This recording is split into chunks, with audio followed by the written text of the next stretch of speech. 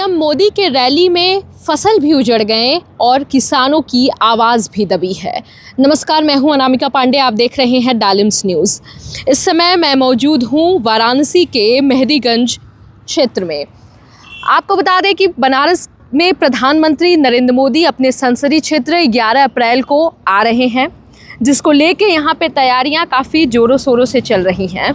और यहाँ पे चूँकि प्रधानमंत्री विशाल जनसभा को संबोधित करेंगे, तो इसके लिए यहाँ पे रैली स्थल भी बनाया जा रहा है, हेलीपैड भी बनाया जा रहा है।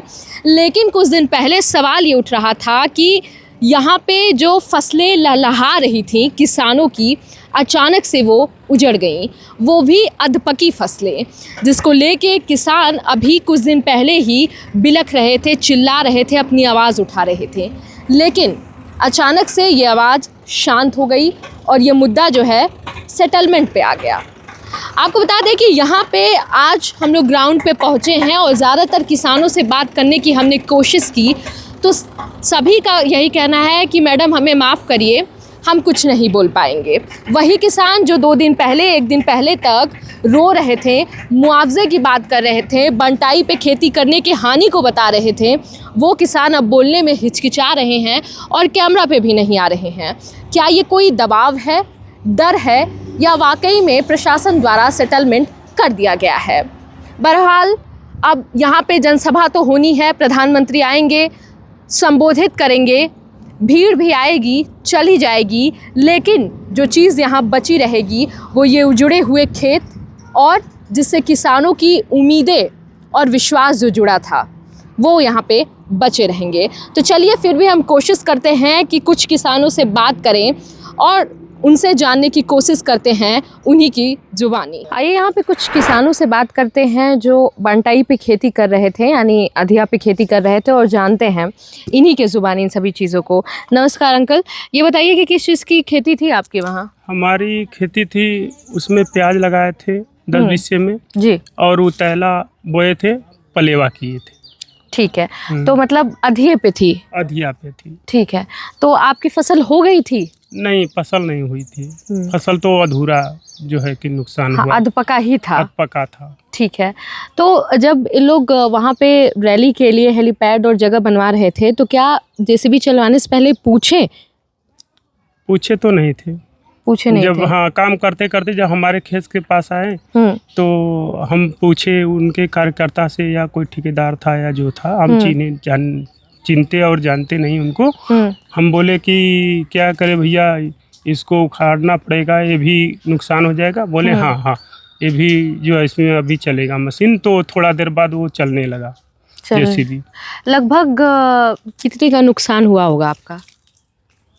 तकरीबन अगर मान लीजिए 10,000 रुपये का तो कम से कम में नुकसान होगा। जो मेहनत किए, हाँ, जो जुताई है, पानी है, और भी जो है दवाई है वगैरह, जो बिल्कुल महीनों से जो मेहनत कर रहे हैं। हाँ। ठीक है, अभी कम से कम 1 महीना वो रहता फसल, 25 दिन तो तैयार हो जाता प्याज और उतैला में तो समय लगता।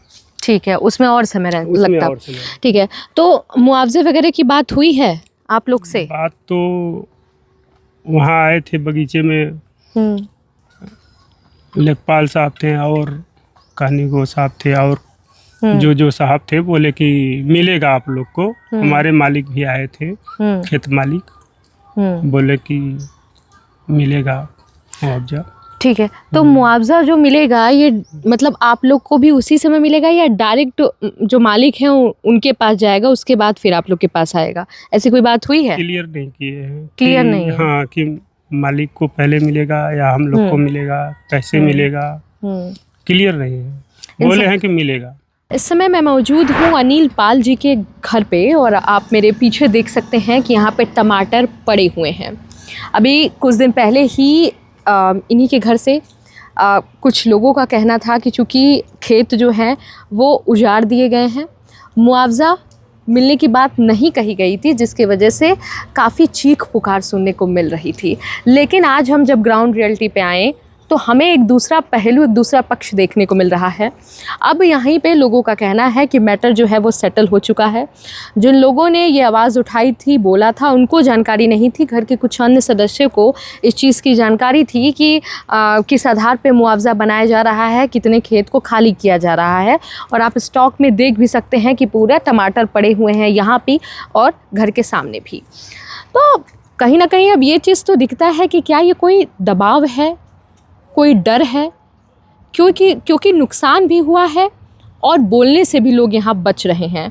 ऑन कैमरा हमने जितने भी लोगों से बात करने की कोशिश की, जितने भी किसान हैं, फिर चाहे उनके टमाटर की खेती हो, प्याज की खेती हो, गेहूं की खेती हो, ज़्यादातर लोग जो अभी 2-3 दिन पहले मीडिया में उछड़ के बोल रहे थे, आज वो लोग ग्राउंड लेवल पे बोलने में हिचक रहे हैं।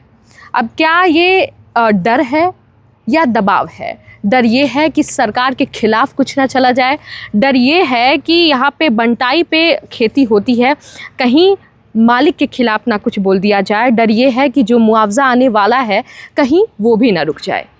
ये हम आप पे छोड़ते हैं और भी खबरों के लिए आप जुड़े रहिए और देखते रहिए डालिम्स न्यूज़।